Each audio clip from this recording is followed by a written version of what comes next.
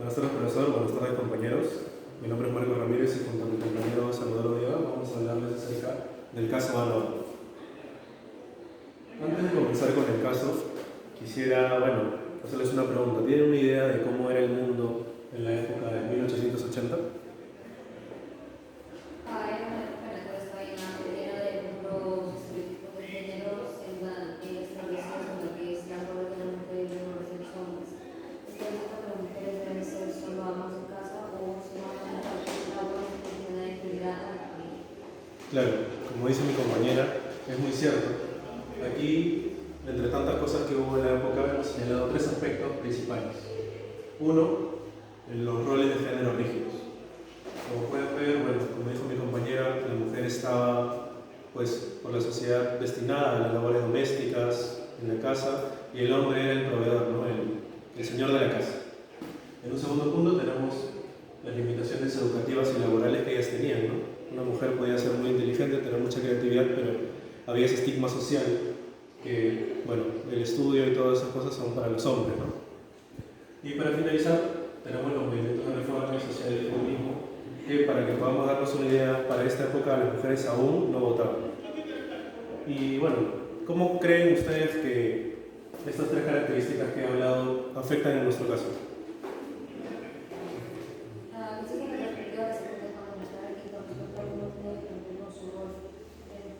¿Disculpa? La forma en que cumplir su rol dentro de la sociedad. Quizás puede ser este caso. Claro. Vamos a profundizar en esto más adelante, pero efectivamente una parte de la patología de Ana se ve reflejada en que ella tenía una creatividad asombrosa, con inteligencia, pero al tener una vida tan monótona dentro de su hogar, ella, como le dice ella, tenía una inclinación diurna, ¿no? Para poder escapar de esa vida. ¿Entre datos, Roleo? ¿Sí? Para empezar, los datos relevantes de nuestra paciente, su nombre real no es Ana O, sino eso se hizo para establecer el anonimato, digamos, en base a la confiabilidad del terapeuta paciente. Su verdadero nombre era Berta Pappenheim, tenía 21 años de edad cuando fue, digamos, diagnosticada con lo que más alentamos a ver histeria y lastre neuropática. Tenía, como mencionó, una inteligencia y creatividad sobresalientes, más limitadas y frustradas en base a los roles de género rígidos, y un padre enfermo de absceso de pleuritis. En base a la historia familiar, el padre de Ana o Berta se enfermó en 1880. Justo cuando se empezaron a gestar, mejor dicho, estos síntomas latentes, todavía no lo que sería los síntomas psicosomáticos. En diciembre del 80 hasta abril del 81, su padre cae en cama sin pararse, y ahí es cuando viene la devoción del rol de Berta a cuidar a su padre, que aquí es cuando empieza, en base a la frustración, a la preocupación y la culpa, en base al pensamiento que ella podía denominar como impuros o injustos, viene lo que sería acompañado de los síntomas psicosomáticos. Y el 5 de abril del 81, su padre fallece, que esto afectaría totalmente, que veremos más adelante, en lo que son los ciclos de la enfermedad o el ciclo que lleva la terapia. El terapeuta que desarrollaría esta terapia junto a Freud sería Joseph Breuer, y que le daría alta a Ana o a Berta después de 2 años de terapia.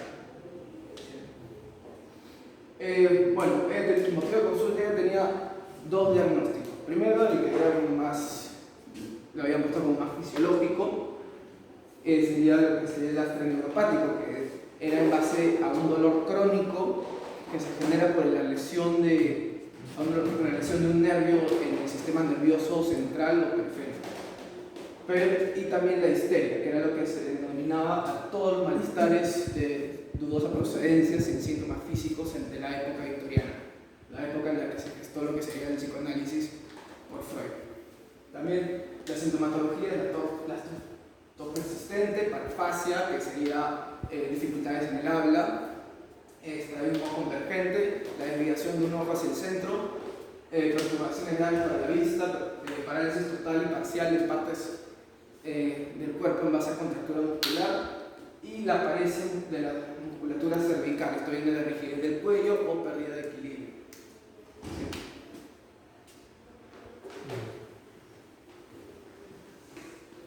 Bueno, mi compañero, bueno, ha dicho en rasgos generales los síntomas más importantes que tenía, ¿no? Anao. Joseph Breuer divide el cuadro de su enfermedad en 4 etapas. La primera etapa es la incubación latente. Esta etapa va desde mediados del 80, que es donde entraba su padre, hasta diciembre del 80, que es donde ella cae en cama. En esta etapa, en la segunda etapa de contracción manifiesta de la enfermedad, se llama de esta manera manifiesta, ya que aparentemente hay síntomas nuevos en Ana que antes no había, ¿no?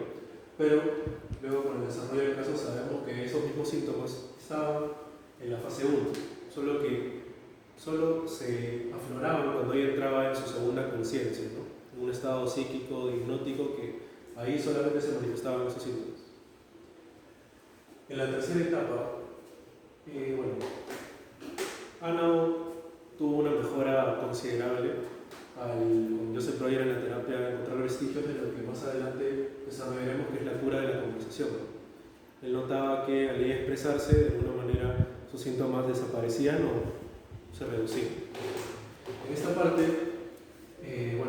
hubo una cierta mejoría en la fase 2, pero en la fase 3 muere el padre de Ana, lo que hace que su cuadro se alargue un poco más y aparezcan nuevos síntomas, como podría ser la persistente cambio de 2 conciencias.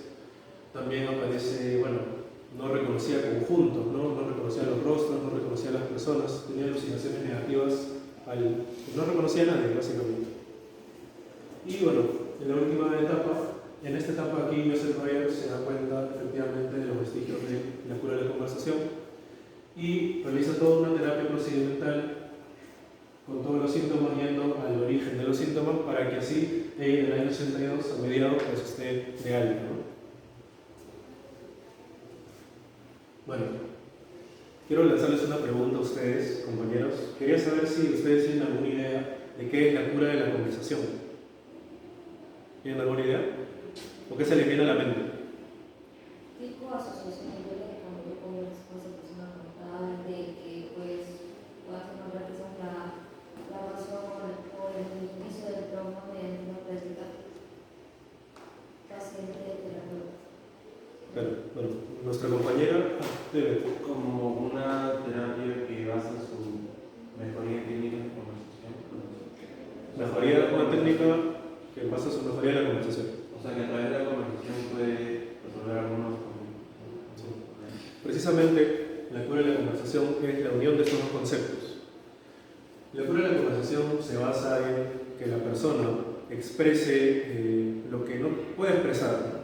Lo que está en el inconsciente, que quiere salir, pero la represión no lo permite, ¿no? Es el expresar la causa de un síntoma y este desaparece, ¿no? Precisamente se utiliza la asociación libre para poder atar cabos, ¿no?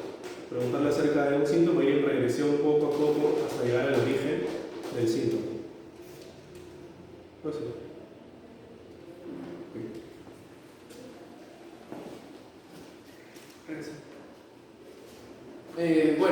Aquí como un poco reiterando en lo que habíamos hablado del ciclo de la enfermedad y el ciclo que conlleva la historia de la terapia de Berta o Anao, vamos a interpretar un poco cómo se van dando las cosas. Primero, el sentimiento de angustia al cuidar a su padre. Esto viene claramente, lo manifiesto vendría a ser la angustia que conlleva la preocupación de la vida o de la salud de su padre, ¿no? Pero siempre hay algo más ahí que él no quiere reconocer o no puede, no se lo permite, en base a lo que sería como una censura. Esto comienza a salir a flote con los síntomas psicosomáticos, en base cuando su padre empeora y ya es llevado a cama, que comienza a desarrollar estas como, podría interpretarse como, digamos, síntomas de expiación. Podría interpretarse como diciendo, quiero ser libre de esta situación, pero la única forma de que yo pueda ser libre de ello es si mi padre padre mejora o muere, y no va a mejorar. Así que es como comienza esa culpa, esa frustración en base al desperdicio, a la noción de desperdicio de sus habilidades, también en base al peso de la responsabilidad de cuidar a otro ser humano totalmente y devotamente, conllevan a lo que es los síntomas psicosomáticos que yo he mencionado durante la exposición. Periodo de sonambulismo. Aquí mi compañero mencionó lo que se genera como una dualidad, que es el choque de la conciencia, la consciente y la inconsciente. Quiero cuidar a mi padre, lo quiero porque tengo una relación bien apegada a él, pero al mismo tiempo quiero ser libre de él.